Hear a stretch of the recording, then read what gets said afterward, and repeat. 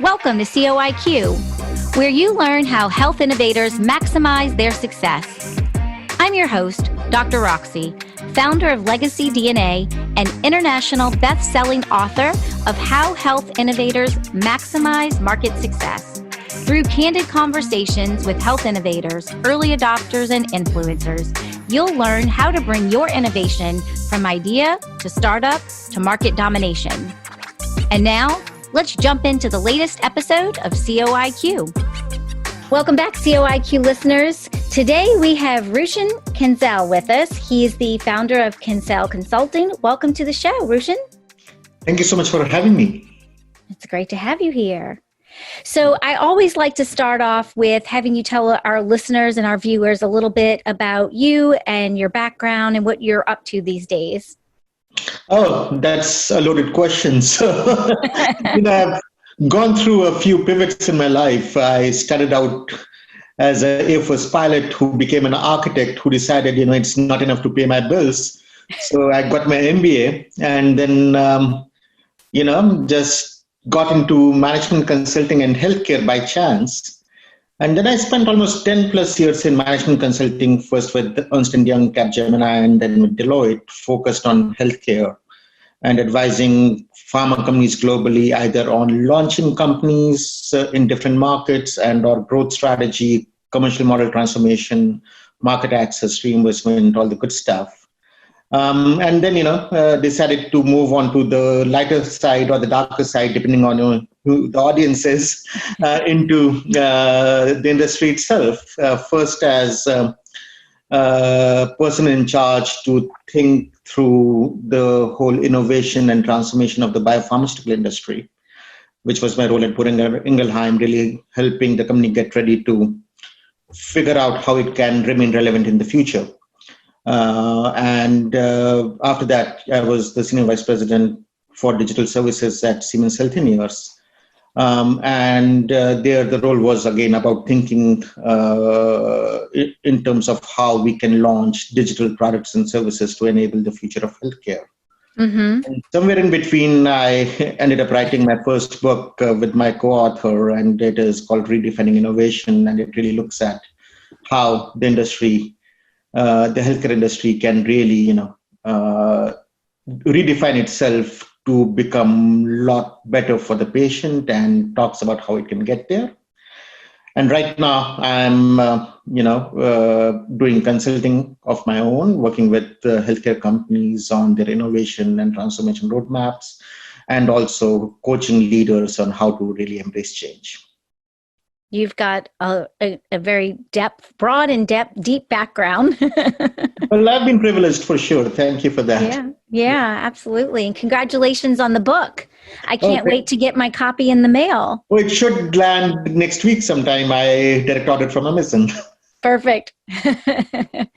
So you mentioned something that just is so poignant for this particular moment in time. You talked about helping organizations figure out how they can be relevant in the future. Mm-hmm, mm-hmm. And I think that is a phenomenon that is important all day, every day for a business, no matter what the climate is. Mm-hmm. But wow, isn't it even more poignant today during this global pandemic? Mm-hmm. And where I think a lot of companies are evaluating their relevancy in the new market, where prospects and customer needs have changed and priorities have changed.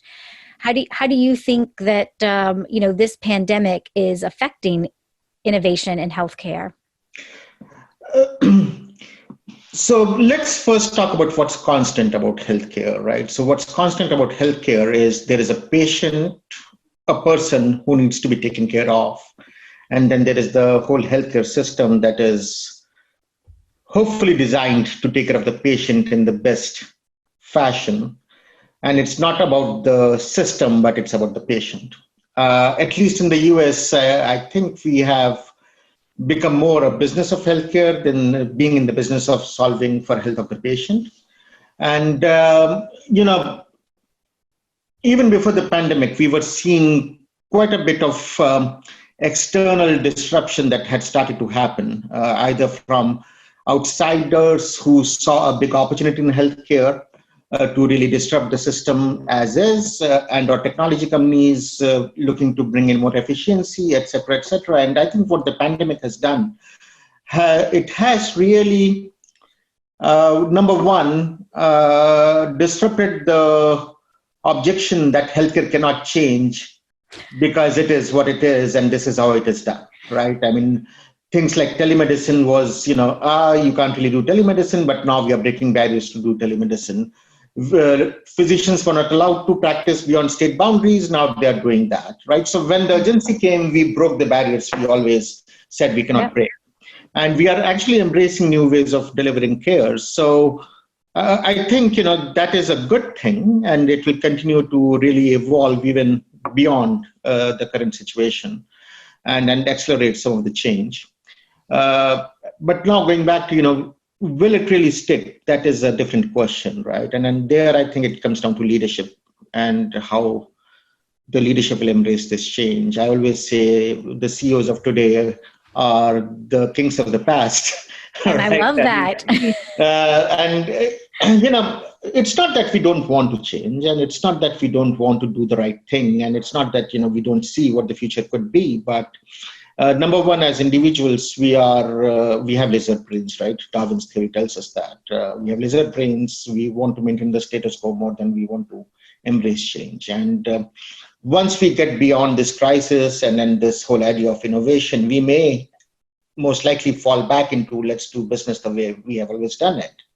And we may survive with that for some time, but it is also an opportunity to really say, hey, we can survive, but maybe we can do things differently now. And to do that, I think we first need to, as leaders, think about what's our risk appetite for change. Can we really embrace change? Can we really drive change?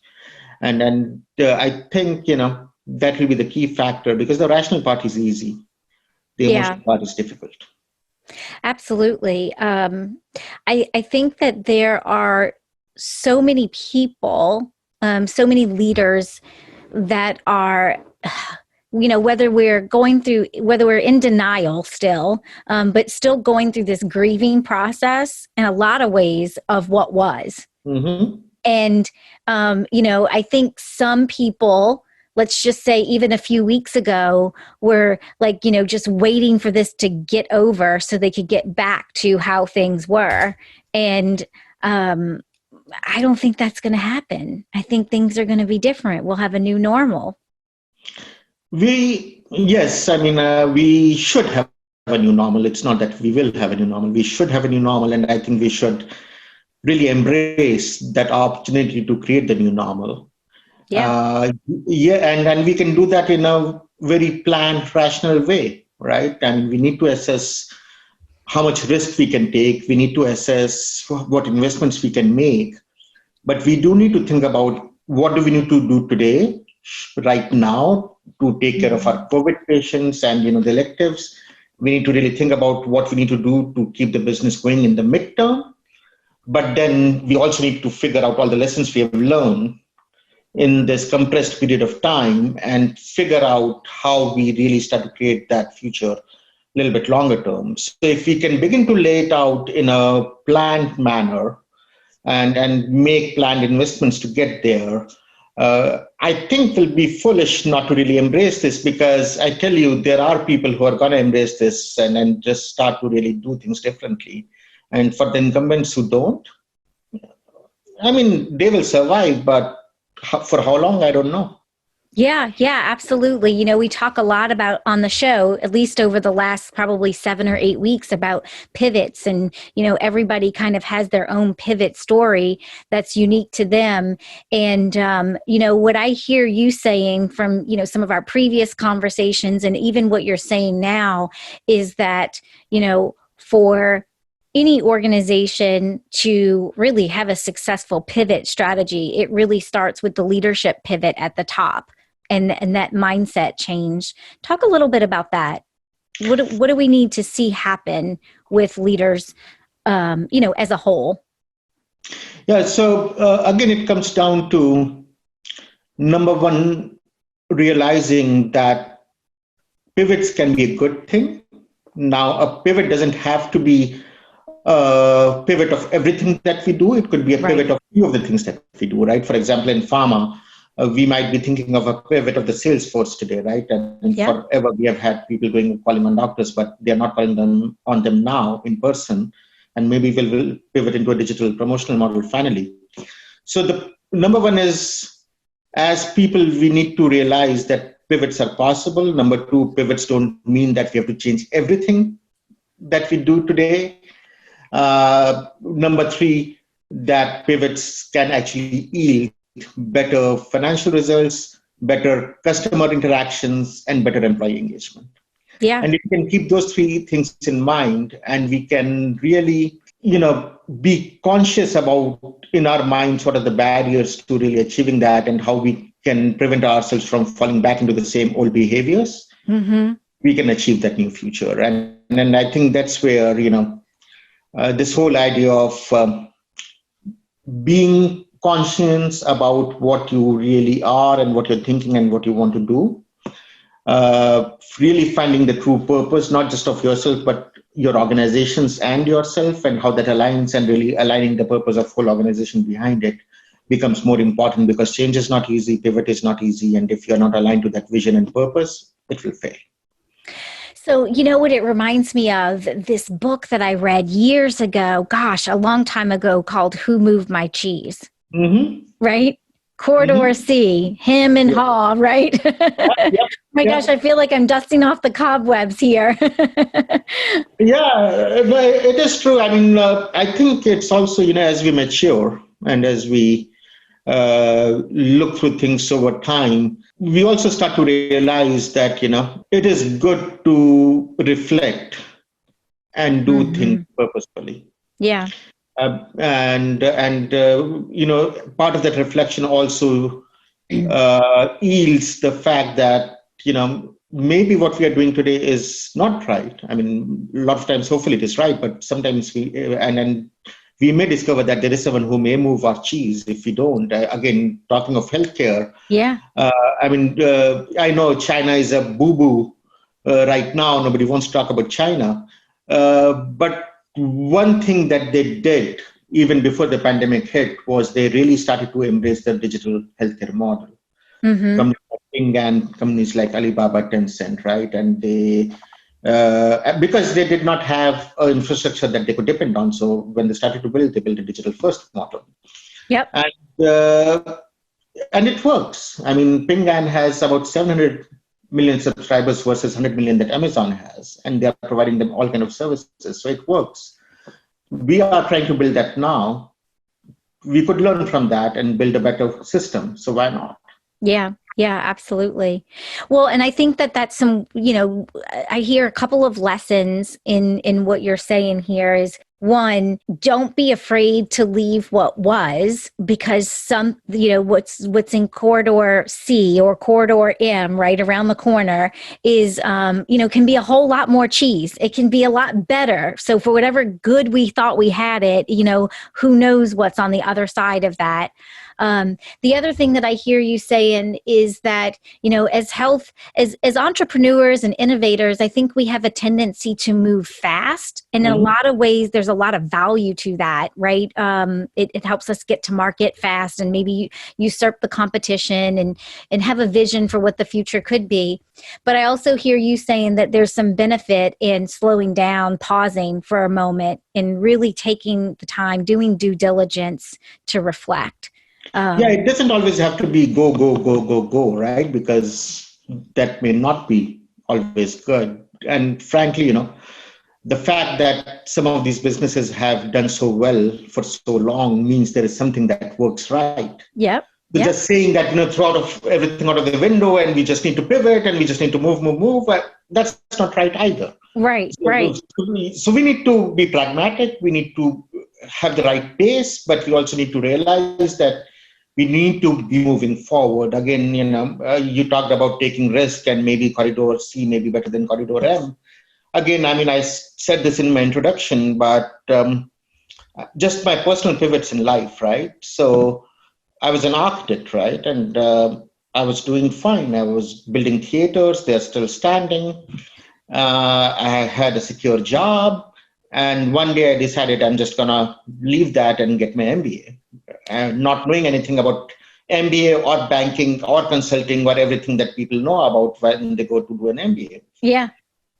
As I reflect back, had I not done that, had I not taken that risk, had I not taken that step back and taken a loan, would I still be employed as an architect? Absolutely. Would I still be building things? Absolutely. Would I have really, uh, achieved the same income? So financial returns that companies look for? Probably not. Yeah. I took that risk, experimented, took a chance. I turned out to be a lot better and a lot more privileged in that. And now that allows me to take more risks and more pivots. So it's scary. I can tell you how scary it was for me, how scary it was for my wife, how scary it was for my family that I'm leaving a job and taking a 100,000 loan. But ultimately, it's all good. So sometimes you just have to take calculated risks, right? Yeah. And take that chance. And not every pivot is a bad pivot. Well, and so I think that's another lesson, right? So not every pivot is a bad pivot, but not everything don't need to pivot everything. And I think that's a point worth emphasizing too. I think what I advocate for is that as leaders, as business owners, we all need to sit down and at least analyze that. If we end up through a very thorough analysis and going, you know what, my business model works really well. There's no new opportunities in the changing market conditions, and there's nothing we need to change. That's fine, right? Yeah, absolutely. Yeah, you don't have to be always, in the process of go, change. Yeah, but yeah. change when it makes sense. Hey, it's Dr. Roxy here with a quick break from the conversation. Are you trying to figure out what moves you need to make to survive and thrive in the new COVID economy? I want every health innovator to find their most viable and profitable pivot strategy, which is why I created the COVID Proof Your Business Pivot Kit. The Pivot Kit is a step-by-step framework that helps you find your best pivot strategy. It walks you through 6 categories you need to examine for a 360-degree view of your business. I call them the 6 critical pivot lenses. As you make your way through this comprehensive kit, you'll be armed with the tools, tips, and strategies you need to make sure you can pivot with speed without missing out on critical details and opportunities. Learn more at legacy-dna.com/kit. So let's talk about something else that you mentioned, a sales pivot, right? So biopharma, specialty pharmacy, med device.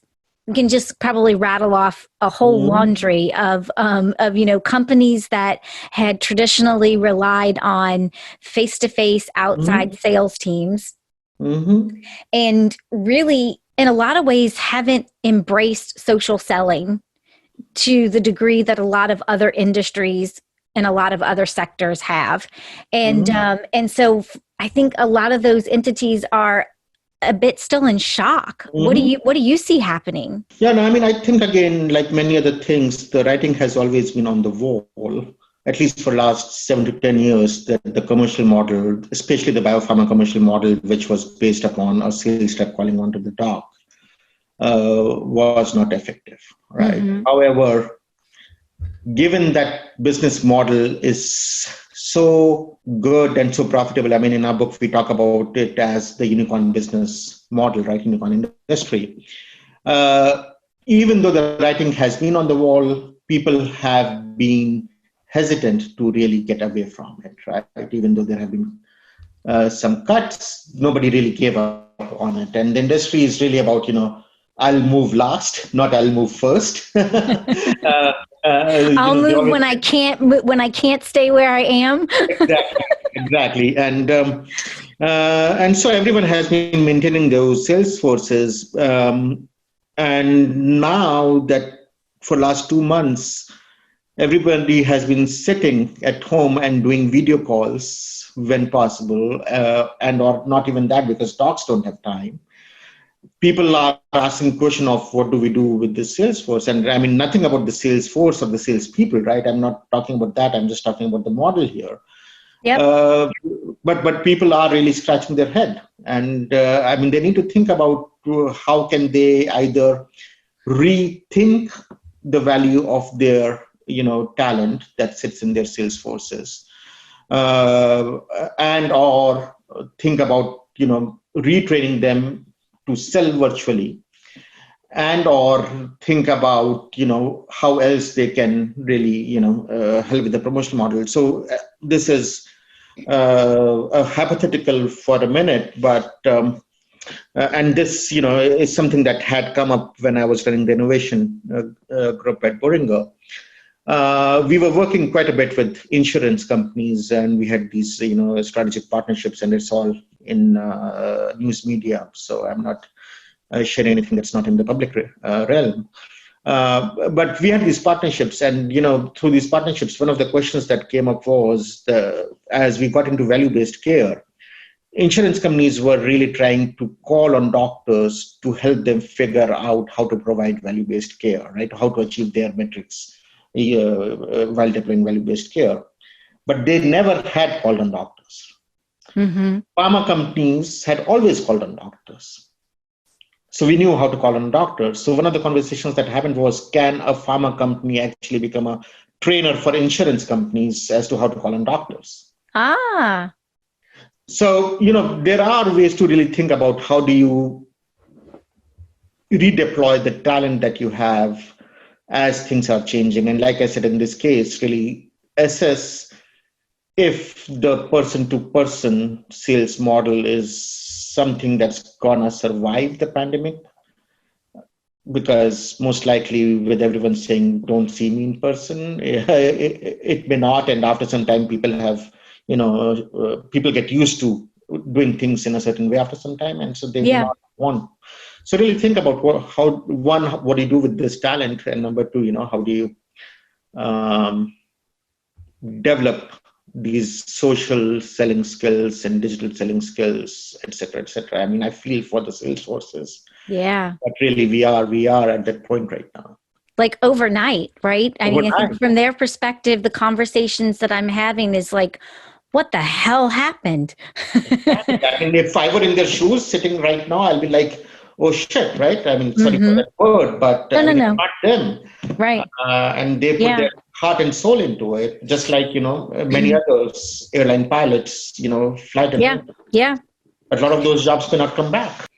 So we kind of have this, what I would call traditional outside sales model. And then you've got this virtual sales model. What are some of the things that you think haven't changed? Like really, like fundamentally, whether you're selling face-to-face or whether you're selling online, these things haven't changed. And then what are some of the things that you think definitely have changed?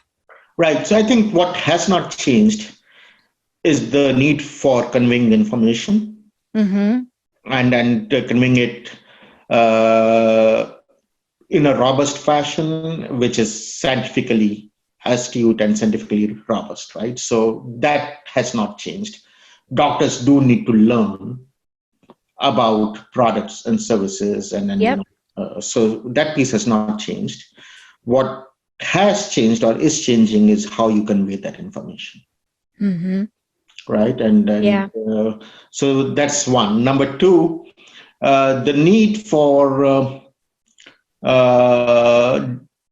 demonstration, right? So let's think of medical device or diagnostics companies that make a CT scanner or something like a instrument that is used in a surgery or whatever. So the need to demonstrate how it works, the need to train, the need to really install it, deploy it, maintain it, that has not changed, at least not right now. But how do you do that? It may, right? Because some of those pieces may be possible to do without the need for person-to-person interaction. So I think breaking down what are you selling and how are you selling it, and what pieces of that sales process still need to be physical, and what can be done more virtually, digitally, et cetera, et cetera. I think that'll be a good way to really figure out how you begin to reassess and redeploy Yeah. Yeah, absolutely. So, I think that fundamentally sales is about relationships, right? And it's about meeting unmet needs. And that hasn't changed, right? Um, but like you said, how we go about that, a lot of the tactics have changed. One of the things that I'm starting to observe over these last couple of weeks is um, it almost seems like there's a little bit more of like the social media engagement and the virtual selling that is illuminating more publicly what the sales reps were doing. Mm-hmm. So like maybe on the face-to-face model, I really didn't have exposure except for, did you make the sale? Did you close the deal? Like number of visits, and did you have a number of sales? Mm-hmm. Whereas it seems as though when we're taking some of those strategies and tactics to the digital realm, that there's a little bit more public view of what's happening. And I think that some of the gaps in the strategy know-how or tactics is being illuminated. Yes. Where maybe there would have been some assumptions around reps understanding that, I'm taking someone through a journey, and I'm going to provide certain value up front before I ask for the sale. And then you see that happening digitally, and they're skipping the first 15 steps of courting. Yeah. No, I mean, I think you made a very valid point there. The classic definition of sales sales success has been defined by the strength of the relationship. Yeah. Now, you're absolutely right. In a virtual model where there wasn't a pre-existing relationship, right? If there was an existing relationship, you could still potentially maintain it. That trust factor that comes because we're humans. But in a virtual model, that whole idea of how do you create a relationship and how do you create trust is the question that you really need to ask. If you agree that sales is really about creating that trust, that creates the sale. In fact, a few weeks ago, I had a chance to speak to the students at Seton Hall, their leadership institute, and we talked about this exact thing more from a leadership perspective. And the thing we talked about is, if leadership is about creating trust, how do you create trust in a virtual environment? Because in a physical environment, people see you, people see how you act, people see how you empathize, how you communicate, and they see you as a person in person. It doesn't happen in a virtual world. So how do you become a leader in a virtual world? And after a lot of discussion, where we landed was, it's not that different. It is still about being genuine. It's still about communicating. It's still about the touch points. It's still about being empathetic about what the other person is trying to say and do. And it's about responding just in different ways. So yes, I mean, it is going to be an adjustment, but you can create those relationships virtually. And then that's something we should try to do.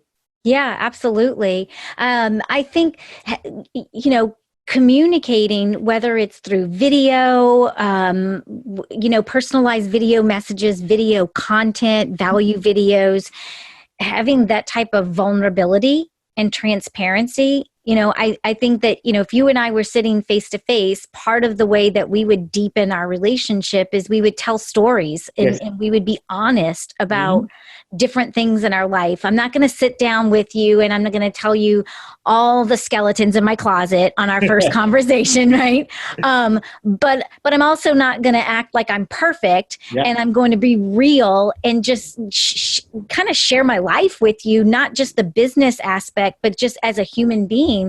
And I think that, maybe that's one of the barriers that we need to break as we move towards more virtual selling, is to, to not have to be so perfect and so polished. And that, for whoever has the courage to be transparent and to be vulnerable, I think that that's a pretty strong sales strategy. It is. And look at it this way as well, right? I mean, maybe right now I'm the sales rep, right? And I'm feeling like I'm not able to, and let's say you are the doc for a minute, and I might be feeling, hey, I'm not in the doc's office, I'm not in Roxy's office right now, and I'm not able to speak with her face to face. and how will I build a relationship? But you as Roxy may be thinking, this poor guy, he's sitting there in front of his Zoom camera, and you may already have some empathy with me, Yeah. right? So, Right. so it's not that, we are the ones who are really falling down. The whole world is adjusting. So just, so I think we should have faith in everyone. We should trust, that the other person also in general has the good of the world in their hearts, and then they understand and they empathize as well. And then, they know what our barriers are. And if we can solve their needs, whichever way we can, we will build trust and we will build empathy, and that'll go a long way. Yeah, yeah. Well, and I think to your point, that's one of the things that makes this particular season so unique, that I think then from any of us have experienced in the past, is that not even just in the US, but really almost around the world, like we're all experiencing the pandemic in different ways, but there is definitely a sense of unity and solidarity because we are all experiencing this pandemic in some form or fashion. So I think that you're right. It's not just one company. It's not just, this sales team or these physicians. It's all of us. So that empathy makes a lot of sense. And it seems like it makes it a little bit easier to be vulnerable and empathetic. Right. Yeah. I mean, absolutely. I just can't add anything more to that. You said it perfectly. Yeah.